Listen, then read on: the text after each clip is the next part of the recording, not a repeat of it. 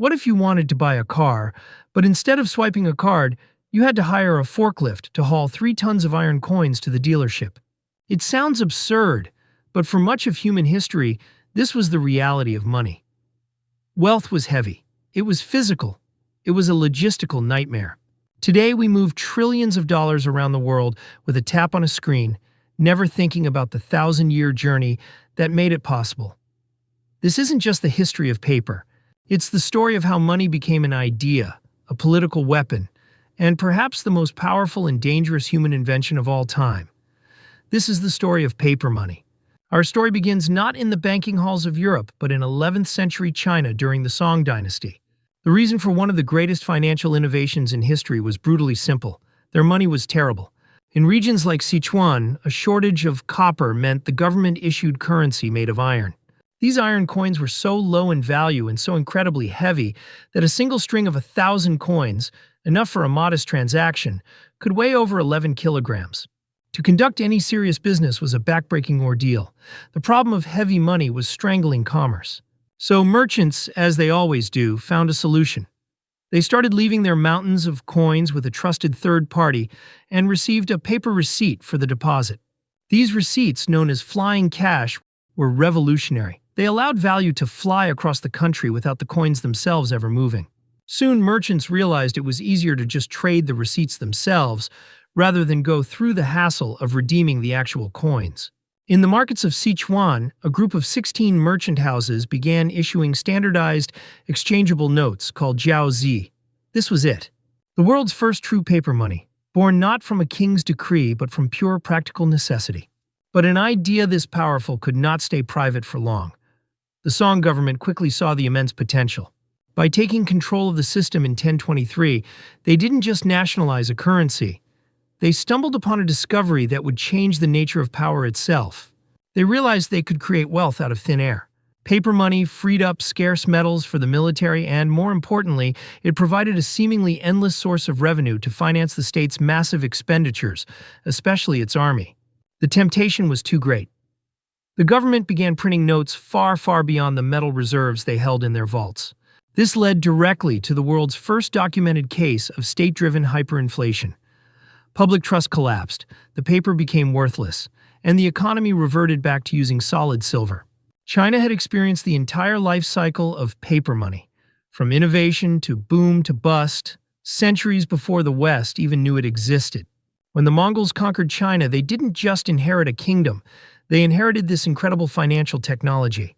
Kublai Khan, the great Mongol emperor, institutionalized a pure, unbacked paper currency across his vast empire.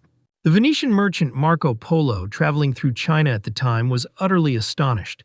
He described how the great Khan produced money from the bark of trees, stamped it with his seal, and declared it law. This paper was not a promise to pay gold or silver. Its value came purely from the Khan's decree. Acceptance was mandatory.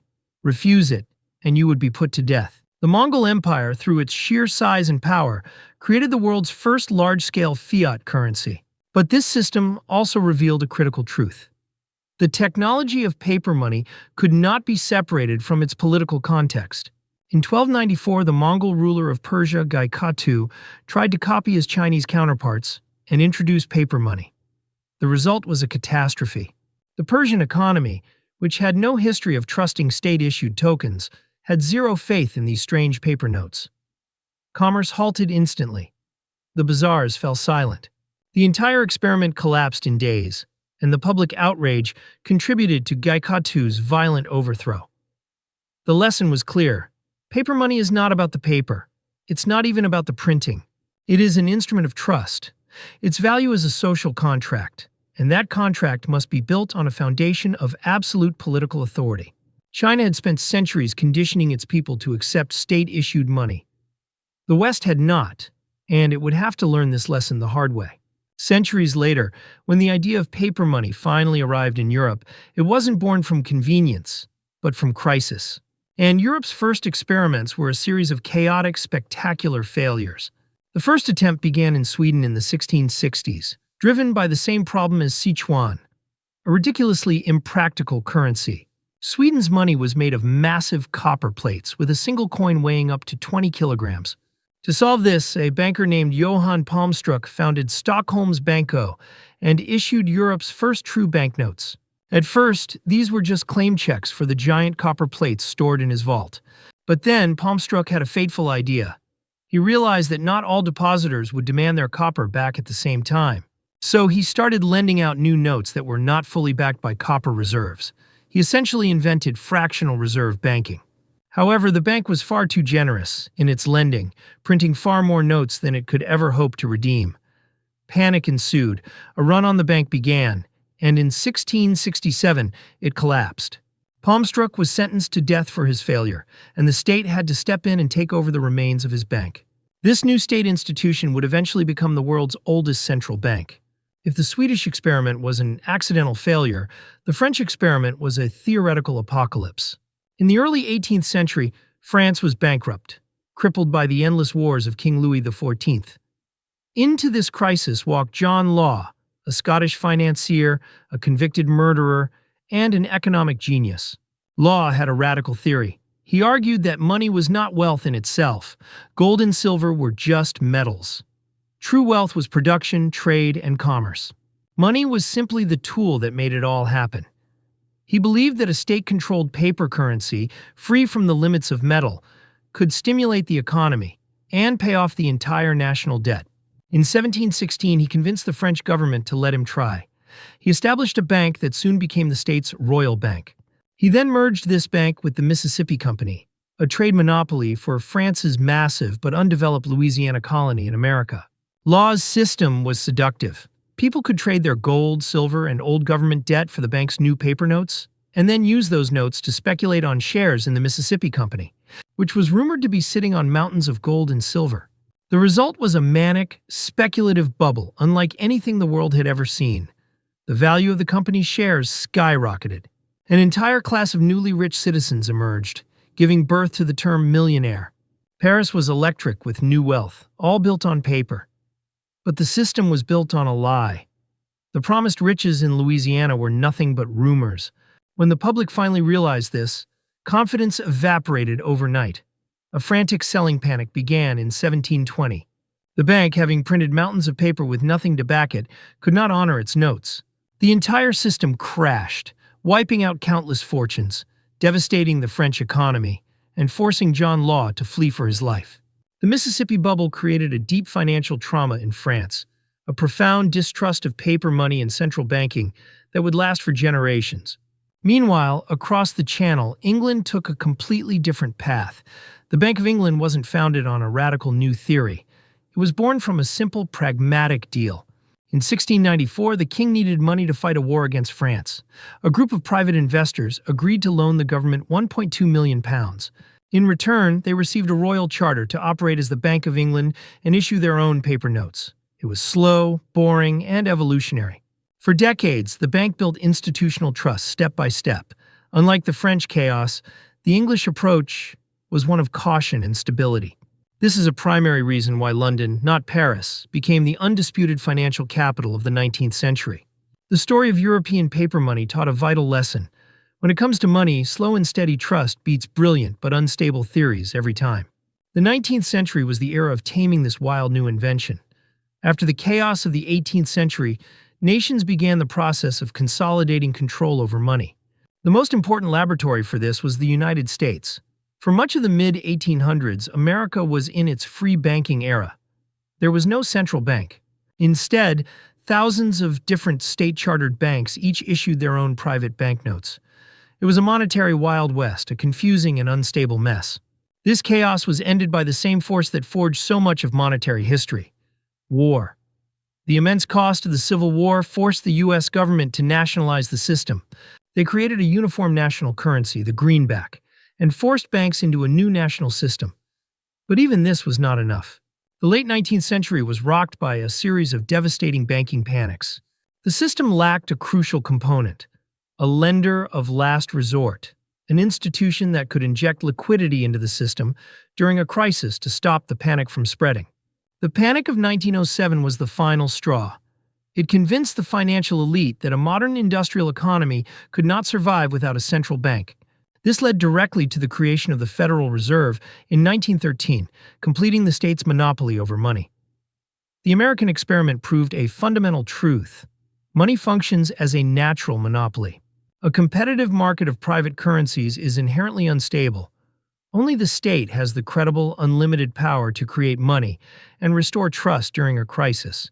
As individual nations consolidated control over their currencies at home, they simultaneously connected them into a single global system, the classical gold standard. This system, which dominated the world from the 1870s to 1914, is best understood not as a system of gold coins, but as the world's first globalized paper money system. The architecture was simple. Each major country promised to fix the price of its paper currency to a specific amount of gold. A US dollar, a British pound, or a French franc was essentially just a claim check for a tiny piece of gold held in a government vault. This created a global network of fixed exchange rates, which fueled the first great wave of globalization. But the system's rigidity was also its fatal flaw. It forced governments into a terrible trade-off. Imagine a country was facing a domestic recession with high unemployment. The logical response would be to print more money to stimulate the economy. But under the gold standard, they couldn't. Printing more paper money without more gold to back it would devalue their currency and break their promise. They were forced to accept a painful recession at home in order to maintain their currency's value abroad. This trade-off became politically impossible. When World War I erupted in 1914, every nation involved immediately abandoned the gold standard. They needed to print unimaginable amounts of money to fund their armies, and no treaty was going to stand in their way. The gold standard collapsed not because of an economic failure, but a political choice. Nations definitively chose their domestic needs over their international promises. In truth, the gold standard was just fiat money in disguise. The value was never in the gold itself, but in the credibility of the government's promise to exchange paper for it. And the moment that promise became inconvenient, it was broken. The chaos of the Great Depression and World War II, which followed the collapse of the gold standard, convinced the world's powers that a new, more managed system was desperately needed. In 1944, delegates from 44 Allied nations met at a hotel in Bretton Woods, New Hampshire, to design the monetary architecture for the post-war world. The system they created was ingenious. It placed the US dollar at the absolute center of global finance. The dollar was the only currency made directly convertible to gold at a fixed rate of $35 per ounce. This was only possible because the United States, its industry untouched by the war, held nearly two-thirds of the world's gold reserves. All other currencies, like the British pound or the German Deutsche Mark, were then pegged to the US dollar. To manage this new order, they created two new institutions: the International Monetary Fund, or IMF, to act as the umpire of the system, and the World Bank, to finance the reconstruction of Europe and Japan. The Bretton Woods system was a massive success, leading to decades of unprecedented global economic growth. But it contained a fatal built-in contradiction, a paradox later identified by the economist Robert Triffin. For the global economy to grow, it needed more and more US dollars to finance trade. To supply these dollars, the United States had to run a constant deficit, sending more money out into the world than it took in. Here was the dilemma. As the number of dollars circulating outside the U.S. grew, they eventually and inevitably exceeded the amount of gold the U.S. actually held in Fort Knox. This meant that America's promise to redeem all those dollars for gold at $35 an ounce became a mathematical impossibility. The world's need for dollar liquidity was in direct, fatal conflict with its need for dollar credibility. The system's very success was the engine of its own destruction.